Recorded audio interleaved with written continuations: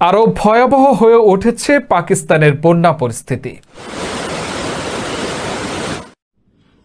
ঝিলাম সহ আরো কয়েকটি নদীর পানি গত 24 ঘন্টায় সর্বোচ্চ বৃষ্টিপাত রেকর্ড করা হয়েছে। ভারী বৃষ্টির পূর্বাভাস দিয়েছে আবহাওয়া অধিদপ্তর। এদিকে ভারী বৃষ্টিপাতে বিপর্যস্ত ভারত নিয়ন্ত্রিত জম্মু কাশ্মীরও। 24 ঘন্টায় অঞ্চলটিতে অন্তত 41 জনের মৃত্যুর খবর পাওয়া গেছে। এখনো বিপদ সীমার ওপর দিয়েই বইছে চেনাব। অন্যান্য বাহিনীর পাশাপাশি উদ্ধার তৎপরতায় যোগ দিয়েছে বহু স্বেচ্ছাসেবী সংগঠন।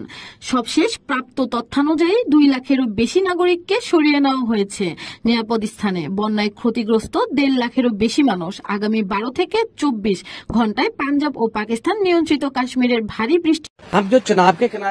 ভূমিধসের খবর পেয়ে ঘটনাস্থলে ছুটে যায়। সেখানে চাপা পড়ে মারা গেছেন 30 জনেরও বেশি মানুষ। যারা উদ্ধার হয়েছেন